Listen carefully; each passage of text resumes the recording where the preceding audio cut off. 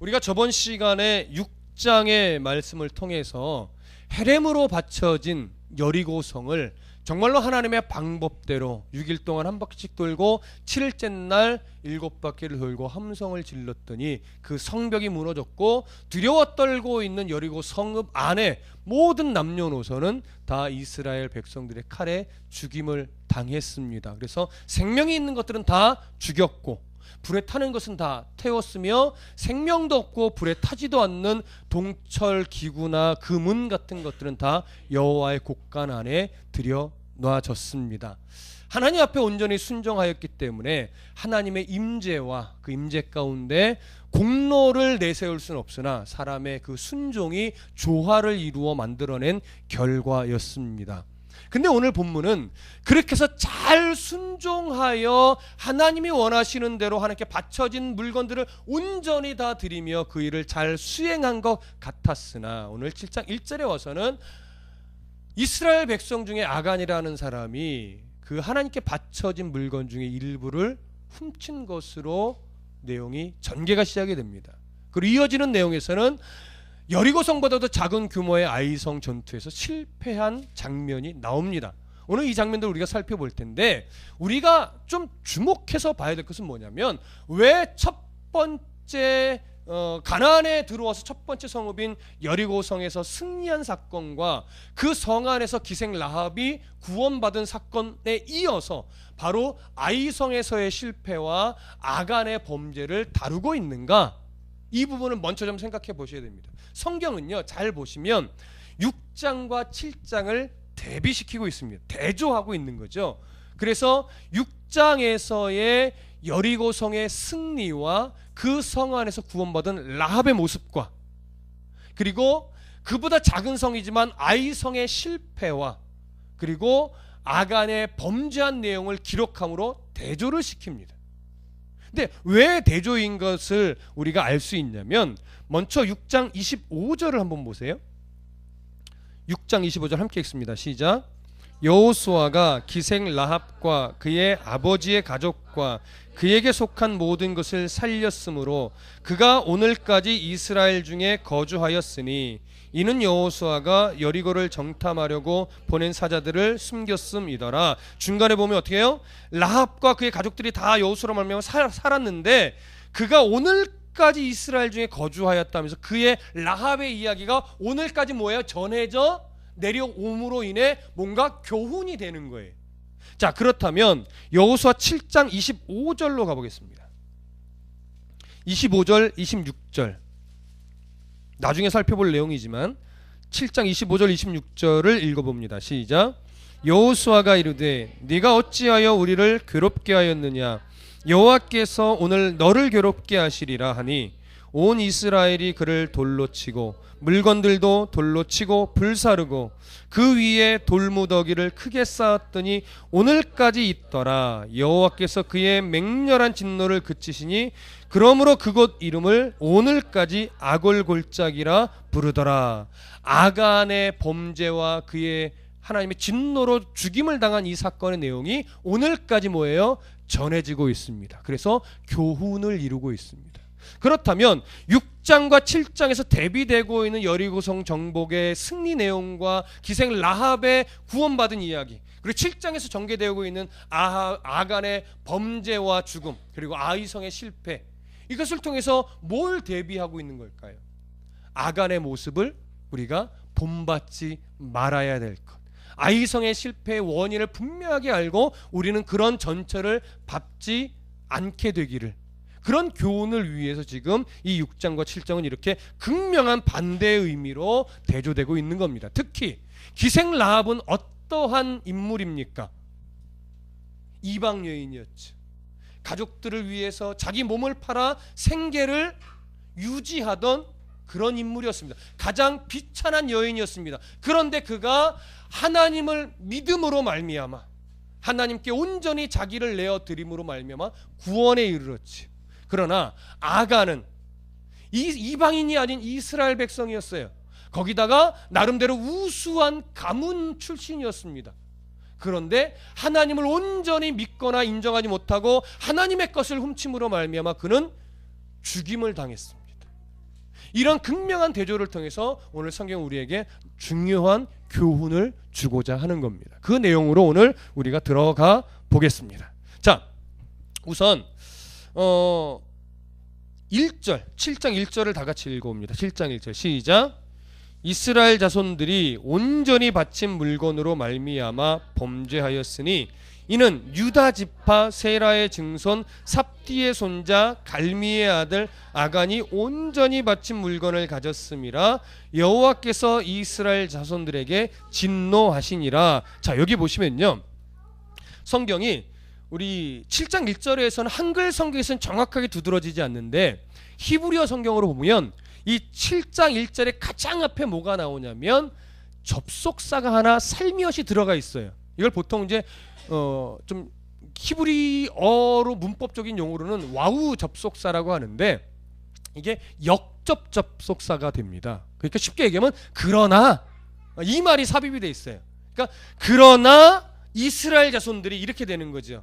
그럼 그러나라는 건 뭡니까? 앞의 내용과 연관이 되어 반대되는 내용을 지금 기술하기 위한 의도로 그 사용된 접속사입니다.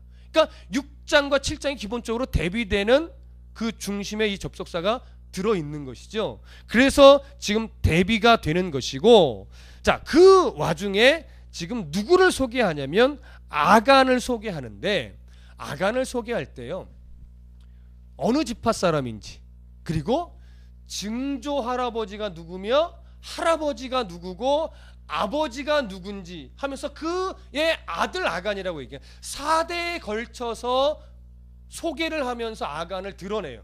근데 여호수아서를 나중에 쭉 읽어보시면요, 누군가 인물을 소개할 때 4대에 걸쳐서 정확하게 누군지 소개하고 있지는 않아요. 그 어느 누구를 상대해서도.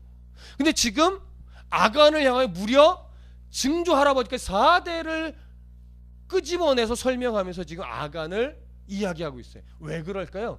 왜 이렇게 아간이 그저 하나님께서 훔친, 말하자면 도둑질한 사람인데 그 사람을 이렇게까지 자세히 설명하는 이유는 뭘까요? 하나님이 이 아간의 범죄를 얼마나 심각하게 바라보고 계시는지를 드러내고자 하는 겁니다. 무슨 말씀인지 이해되시죠? 조금 더 그 가문을 보시면 먼저 유다 집안 사람이에요. 우리가 알고 있다시피 이스라엘 12지파 중에 유다 지파는, 특히 12아들들 중에 유다는 굉장히 중요한 인물입니다. 영적으로는 야곱의 아들들 중에 영적 장자의 가문이에요. 육적 장자의 역할은 누가 했어요? 요셉이 했죠. 실제로 예수 그리스도의 족보로 이어지는 가문은 누구의 가문이에요? 유다의 가문이에요. 자, 이 유다 지파의 사람이에요. 근데 그의 증조 할아버지가 누구라고 말하고 있냐면 바로 세라라고 말합니다. 세라라고 하는 이 이름은요, 씨 뿌리다 돋는 햇볕 같다, 이런 의미예요. 그러니까 시작이 참 좋아요. 긍정적인 이름이에요. 그리고 할아버지 이름은 뭐냐면 삽디예요. 삽디는 누구냐면 선물이라는 뜻의 이름을 갖고 있는 인물입니다.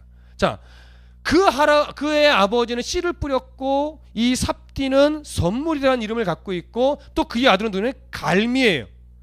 바로 아간의 아버지죠. 갈미는 열매라고 하는 이름의 의미입니다.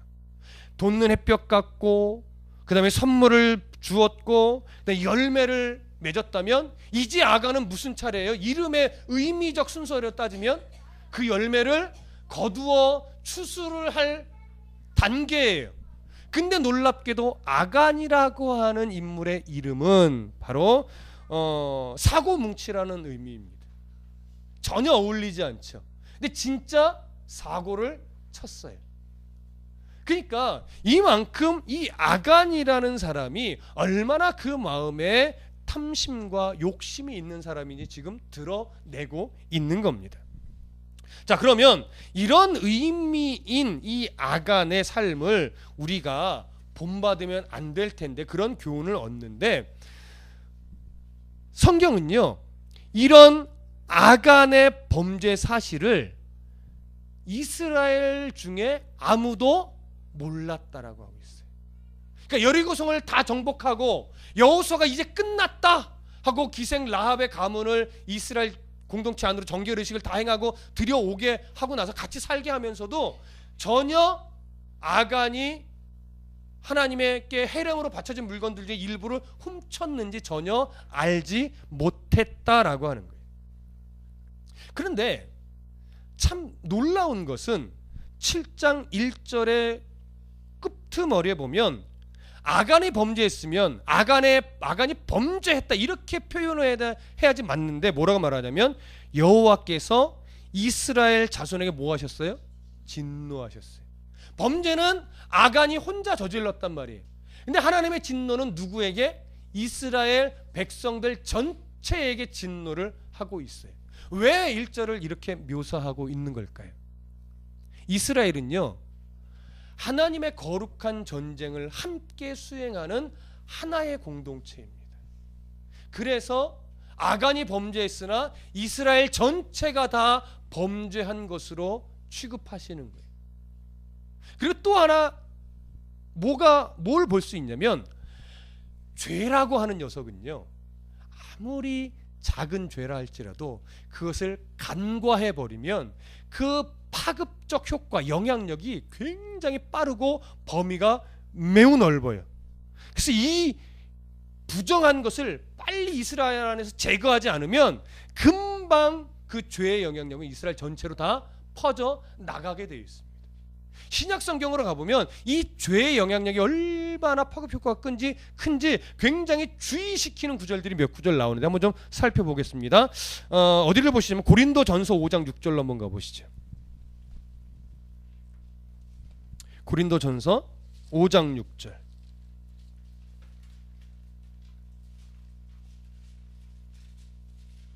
고린도전서 5장 6절 함께 읽습니다. 시작.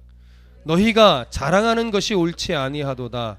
적은 누룩이 온 덩어리에 퍼지는 것을 알지 못하느냐. 자, 이 말씀은요, 바울이 고린도 교회에서 가늠한 그 형제가 있었는데 이 형제를 빨리 교회에서 쫓아내야 된다라고 강조를 하면서 왜 이렇게 강조를 했냐면 적은 누룩이 온 덩이에 퍼지는 것은 시간 문제이기 때문이다. 그래서 죄의 싹은 빨리 뭐예요? 끊어야 된다. 이걸 강조하기 위해서 기록한 내용이에요. 또 한 구절 볼게요. 마태복음 16장으로 가봅니다. 마태복음 16장 6절 가보겠습니다. 16장 6절. 자, 함께 읽습니다. 16장 6절 시작.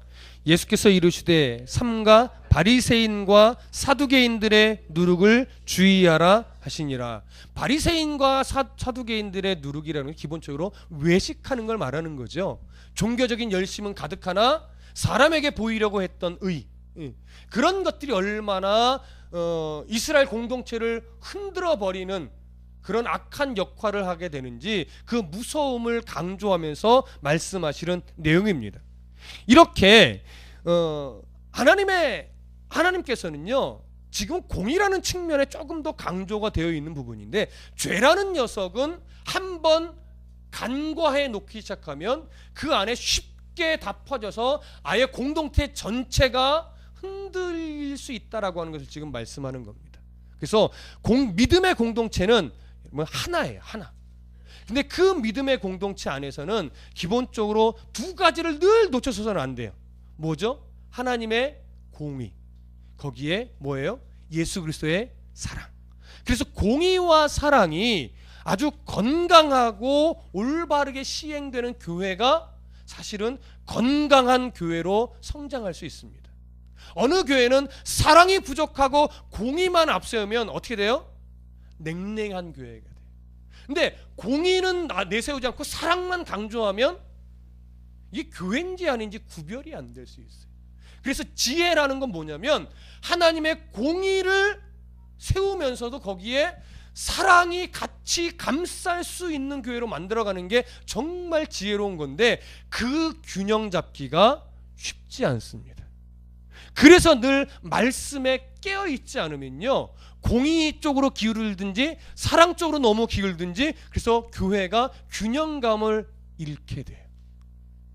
그래서 이 지혜는 늘 말씀 앞에 얼마나 진실하게 깨어있느냐, 하나님 말씀에 얼마나 정직하게 깨어있느냐에 따라 달렸습니다. 그건 머리가 좋아서 되는 문제도 아니고 사리 분별력이 좋아서 되는 문제도 아닙니다. 왜냐하면 이것은 영적인 일이기 때문에 더 그렇습니다. 그래서 앞으로 우리 교회도 마찬가지지만 교회가 커지면 커질수록 이 부분의 균형감을 잃기가 참 쉽습니다. 그래서 저나 여러분들이나 항상 교회는 공의롭게, 그러나 그 공의가 그리스도의 희생적인 그런 사랑의 바탕 위에서 바르게 세워질 수 있도록 여러분 분별력을 잃지 않는 우리 모두가 되도록 힘써야 되겠습니다. 자, 그런데 그 아간의 범죄를 하나님 심각하게 보시면서 이스라엘 백성들 전체를 향하여 진노하셨다면 이제 문제가 하나 생겨요. 2절, 3절, 4절 한번 다 같이 읽어볼게요. 7장 2절부터 4절까지 함께 읽습니다. 시작. 여호수아가 여리고에서 사람을 베델 동쪽 베다웬 곁에 있는 아이로 보내며 그들에게 말하여 이르되 올라가서 그 땅을 정탐하라 하며 그 사람들이 올라가서 아이를 정탐하고 여호수아에게로 돌아와 그에게 이르되 백성을 다 올라가게 하지 말고 2-3천 명만 올라가서 아이를 치게 하소서. 그들은 소수이니 모든 백성을 그리로 보내어 수고롭게 하지 마소서 하므로 백성 중 3천 명쯤 그리로 올라갔다가 아이 사람 앞에서 도망하니. 자, 이제 저를 보세요. 하나님이 진노하고 계셨다면, 아간의 범죄로 인해서 엄청나게 진노하셨다면 지금 여호수아가 아이 성으로 군사를 보내어 전쟁할 수 있었을까요? 죄 문제가 해결되지도 않았는데 도대체 하나님의 진노하심이 어떻게 표출됐길래 죄 문제가 아직 해결되지도 않았는데 여호수아가 백성들을 아이 성으로 보내어 전투를 하게 했을까라고 하는 거예요.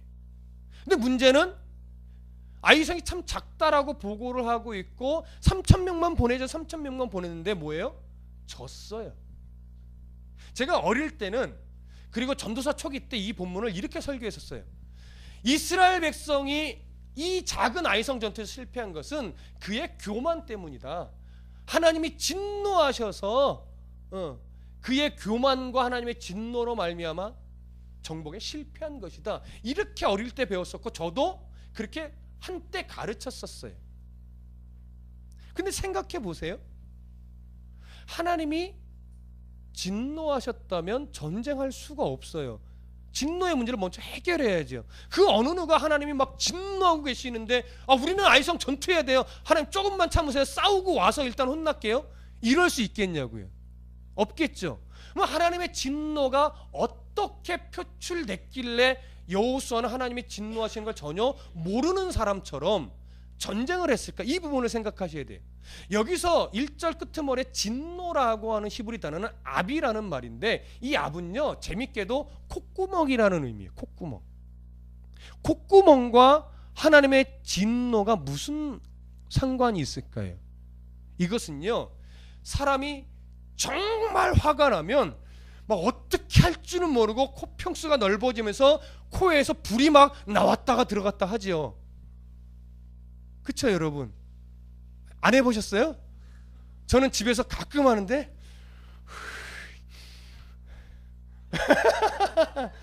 경험자 많아요. 마치 나는 아닌 것처럼 여러분 위선 떨고 있지만 다 해본단 말이죠. 그게 뭐냐면 왜 여러분 왜 이러냐면 이거는 뭐냐면 그냥 참는 거예요. 무슨 말씀인지 아시겠어요? 화가 안 난 게 아니라 너무 화가 나니까 일단 참고 계시는 거예요. 근데 하나님이 지금 왜 이걸 참음으로 진노하시냐면 이스라엘 백성들의 지금 이 죄의 문제를 초기에 고쳐야 되겠다라고 하는 결심을 하시는 거예요. 이게 이놈들 이제 다 죽었어 이런 식의 분노의 참음이 아니라 지금은 당장 내려칠 때가 아니라 이놈들을 빨리 이 죄의 문제를, 죄성들을 빨리 해결해 줘야 되는데 어떻게 하지? 라고 하는 어떤 그 인간적인 신인 동형론적인 표현이라고 하는데 인간적인 표현을 그렇게 한 거예요. 하나님의 어떤 고민, 이놈들을 어떻게 고칠까? 그래서 분을 하나님 진노하시면서 이들을 다룰 방법을 생각하시는 사람적인 언어의 표현이 바로 콧구멍이라는 의미의 압, 이것을 진노라고 번역을 한 겁니다. 그렇다면 잘 들으세요. 하나님의 진노가요 어떻게 표출된 거냐면 화가 나는 걸 참음으로 뭐예요? 침묵하시는 걸로 드러난 거예요. 침묵. 사람이 가장 무서운 벌이 뭐예요? 무시하는 거예요. 유기라고 하죠. 신학적인 표현으로는 그냥 내버려 두는 거예요. 자, 하나님이 지금 이스라엘을 향하여 침묵하십니다. 침묵하셨다는 건 이런 의미예요. 여리고성을 정복할 때 하나님이 여호수아를 먼저 찾아오셨습니까? 여호수아가 하나님 어떻게 싸워야 돼 물을 때까지 하나님이 기다리셨습니까? 하나님이 먼저 찾아오셨어요. 내가 너희 이스라엘 백성들인 여호와의 군대고 그 군대된 이스라엘의 지휘관은 나다. 그것을 먼저 알려주시고 어떻게 싸워야 되는지까지 다 말씀해 주셨었다고요. 그런데 지금은 하나님이 안 찾아오시는 거예요. 말씀을 안 해주시는 거예요. 그 얘기는 뭐냐면 임재하지도 않으셨다라고 하는 거예요. 그렇다면 여호수아가 영적으로 지금 밝히 깨어있는 상태라면 왜 하나님이 이번에는 말씀해 주시지 않지? 이 생각을 해야 돼요, 안 해야 돼요? 당연히 해야죠. 여리고성 때는 지휘관 되신 우리 예수님이 나에게 이렇게 싸우라고 말씀해 주셨고 우리는 순종해서 그저 하나님의 은혜로 정복 승리할 수 있었는데 이 아이성은 어떻게 해야 되지? 왜 말씀하시지 않지? 이 생각을 했어야 돼요. 이 생각을 했다면 뭔가 문제가 있을 수 있다라는 생각을 하게 되지요. 근데 만약에 이런 영적으로 들깨어서 이렇게까지 생각하지 못했다 하더라도 이스라엘 백성이 지휘관이 하나님이라는 걸 여호수아가 바르게 인식하고 있었다면 먼저 뭐 해야 돼요? 전쟁에 나가기 전에 하나님 이제 아이성에서 싸워야 되는데 어떻게 해야 될까요? 먼저 묻는 게 정상이죠. 그런데 여호수아는 침묵하시는 하나님을 인식하지도 못했고 아이성 전투에서 싸우기 전에 하나님께 묻지도 않았어요. 왜 그랬을까요? 여호수아는 여리고성 전투의 승리에 뭐예요? 백성들과 함께 도취되어 있었던 거예요. 도취. 그러다 보니까 잘 보세요. 그 도취됨이 그렇게 발휘될 수밖에 없었던 이유가 이제 다시 2, 3, 4절에 나오는데 먼저 2절을 읽어보세요.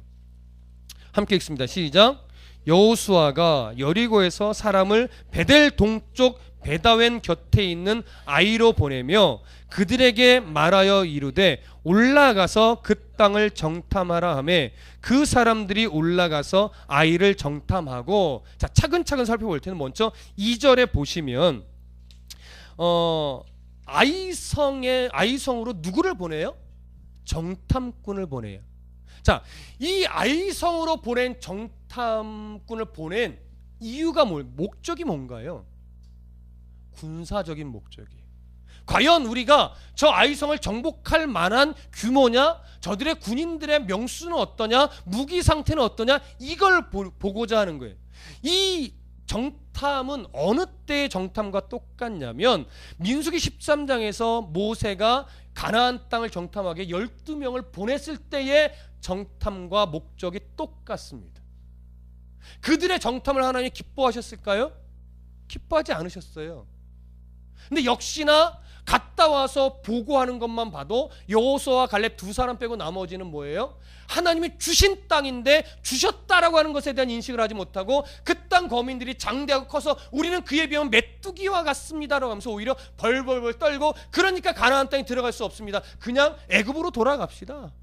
이런 말을 하게 됐던 거죠. 그 불순종이 그 하나님이 가나안 땅을 주셨다라고 하는 것을 믿지 못하고 있는 이스라엘 백성들이 하나님의 진노로 말미암아 40년을 광에서 훈련받게 되는 이유가 됐었다고요. 근데 지금 그 정탐의 목적과 똑같은 정탐을 보내는 거예요. 이건 여리고성에 보냈던 2명의 정탐의 이유와는 달라요. 우리가 그때 나눴지만 여리고성으로 2명의 정탐꾼을 보낸 것은 전후 문맥을 아무리 살펴봐도 여호수아의 독단적인 판단으로 보낸 것이 아니었다라고 말씀드렸어요. 하나님께서 뜻이 있으셔서 2명의 정탐꾼을 보내게 하셨고 가서 정탐을 해본 결과 군사적인 보고는 하나도 없었고 뭐가 있었어요? 그들은 이미 뭐예요? 떨고 있습니다. 하나님이 왜 보냈냐면 첫 번째 하나님이 이미 주신 그 땅에 그 이스라엘 안에 역사하셨던 하나님으로 인해 그들이 얼마나 무서워하고 있는지를 확인시키려고 하나님이 보낸 정탐이었어요. 두 번째는 뭐예요? 그 성 안에 하나님이 구원해내야 될 백성이 있었어요. 그게 누구예요? 라합이었죠. 라합의 가족이었죠. 라합이 구원에 이루고자 했던 사람들 모두를 다 구원받게 하기 위해서 보낸 정탐이었어요. 그래서 정탐 목적 자체가 달랐어요. 근데 그것을 지금 전혀 분별하지 못하고 하나님 기뻐하지 않는 목적으로 아이성의 정탐꾼을 보냈단 말이에요. 몇 명을 보냈는지 정확하게 알 수 없으나 그래서 나온 정탐 보고를 보겠습니다. 3절 함께 읽습니다. 시작. 여호수아에게로 돌아와 그에게 이르되 백성을 다 올라가게 하지 말고 2-3천 명만 올라가서 아이를 치게 하소서. 그들은 소수이니 모든 백성을 그리로 보내어 수고롭게 하지 마소서. 아이성의 규모가 크대요, 작대요? 작다고 합니다. 실제로 고고학적인 증거 자료에 의하면 아이성은요 여리고성에 비해서 크기가 10분의 1밖에 안 돼요. 인구수도 남녀노소 다 합해서 12,000명 정도로 보고 있습니다. 근데 아이성은 여리고성에서 북서쪽으로 대략 견해가 좀 다른데 3.2km라고 보는 사람이 있고 한 16km 정도로 보는 견해도 있어요. 그러니까 그 사이 어간쯤 되겠죠. 실제로 아이성의 위치가 정확하게 어딘지 아직은 밝혀지지는 않았습니다. 나름대로 학자들이 여기일 것이다 저기일 것이다 말만 좀 무성할 뿐이에요. 근데 이 아이성은 분명 산악지대에 있었던 건 맞는 것 같습니다. 높은 한 해발 800m 지점의 고지에. 근데 위치적으로 보면 그 어간이 어디에 위치하냐면 가나안 중심부의 아주 전략적인 위치에 자리 잡고 있어요. 그래서 이 아이성을 정복하면 일단 보급품, 군수물자를 조달하기가 수월하고 가나안 땅이 길쭉하게 있다면 중간에 허리를 댕강 자르는 거에서 북쪽과 남쪽을 분리시킬 수가 있어요. 그러면서 하나하나 정복해 나가기가 수월해지는 위치라고 합니다. 그래서 아이성 정복은 매우 중요한데 이곳을 정탐하고 와서 그들의 보고가 뭐냐면 이스라엘 백성이 다 올라가서 전투할 필요가 없을 것 같습니다. 2-3천 명만 올라가도 충분할 것 같습니다. 군사적인 보고죠. 무슨 말씀인지 아시겠어요? 자, 그 군사적인 보고를 하면서 그 뒷구절이 더 중요해요. 그들은 소수이니 모든 백성을 그리로 보내어 뭐 하지 마소서? 수고롭게 하지 마소서. 이렇게 말합니다. 저를 보세요. 수고롭게 하지 말라고 하는 원문의 의미는요 피곤하게 하지 말라는 거예요. 이스라엘 백성들이 피곤하게 만들지 마시고 이 아이성 전투에서만큼은 좀 3,000명만 보내서 우리가 좀 편하게 전투합시다 이 얘기를 하는 거예요. 여기에는요 뉘앙스가 하나 깔려 있어요. 무슨 뉘앙스일까요?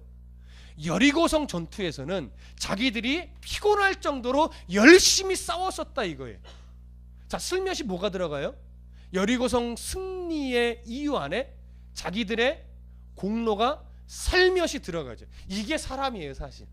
우리는요 어떤 어려움이 닥칠 때 하나님 해결해 주세요. 그런데 진짜 해결해 주면 정말 하나님의 은혜로 해결받았어요 라고 고백해요.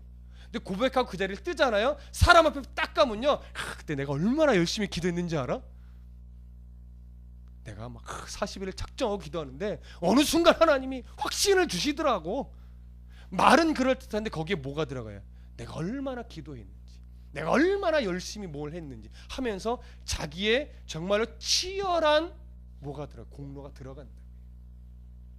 그게 이것과 똑같아요. 자기의 공로가 스며든. 그러니까 우리가 그렇게 애써서 여리고성 전쟁이 승리로 끝났으니 요 작은 성까지 뭘 우리가 피곤하게 그럴 필요 있습니까? 2-3천 명만 올려 보냅시다. 근데 문제는 뭐예요? 여호수아가 동의했어요.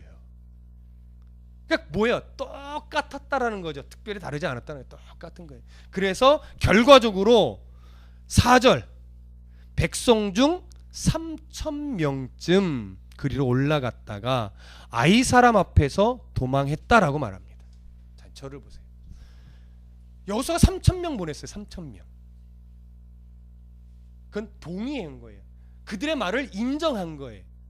그래서 3,000명을 보냈더니 실패했어요. 자, 왜 실패했을까요? 하나님이 진노하셔서 실패하게 된 겁니까? 아니라고 말하기가 좀 어렵죠. 그러면 이 장면에서 여호수아가 실수한 게 뭡니까? 첫 번째는 하나님께 묻지 않은 것도 있죠. 두 번째는 뭐예요? 여리고성의 정탐꾼을 군사적인 목적으로 보냈다는 거죠.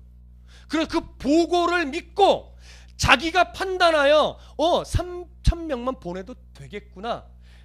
자기가 판단하여 자기가 사람을 보내서 전쟁을 자기가 하게 한 거예요. 자, 그러면 이게 넓게 보면 하나님의 진노로 여리고성 전쟁이 실패했다라고 말할 수는 있으나 잘 보시면요, 하나님의 진노는 여리고성의 실패로 작용하지 않았어요. 하나님이 그렇게 만든 게 아니에요. 하나님의 진노는 뭘로 나타났다? 침묵으로 나타났다.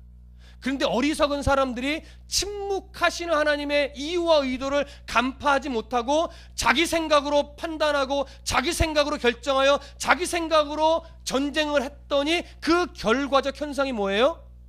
실패죠. 패배죠. 여러분, 이 말의 의미가 뭔지 아시겠어요? 우리는 종종요, 하나님의 진노로 내가 실패하고야 말았어. 마치 실패의 이유를, 패배의 이유를 누구한테 던져버려요? 하나님 앞에 던져버린다고요. 근데 잘 보시면요, 대부분 그렇게 말하는 상황을 다 보면 하나님이 패배와 실패를 준 게 아니에요. 자기가 하나님을 신뢰하지 않고 자기가 판단하고 자기가 결정하고 자기가 하나님 중심으로 생각하지 않고 자기가 행한 결과 하나님의 임재함이 없으니까 그런 결과를 초래할 수밖에 없었던 거예요. 쉽게 얘기하면요, 지 잘못이에요. 근데 거기다가 자꾸 뭘 끌어와요? 하나님이 안 도우셔서, 하나님이 역사 안 해주셔서, 왜 역사를 안 해주신지에 대한 자기 반성은 못하고, 그게 우리가 가지고 있는 한계란 말이에요. 그걸 뭐예요? 뛰어넘어야 돼요. 자꾸 책임을 하나님께로 떠미는 그런 신앙이 아니라 빨리 말씀 안에 영적으로 깨어서 왜 하나님이 침묵하실까? 왜 내가 실패했을까? 거기에 대한 본질적인 이유를 찾아가야 되는데 그걸 안 하는 거예요. 우리는 그래서 뭐에 항상 깨어 있어야 되는 겁니다.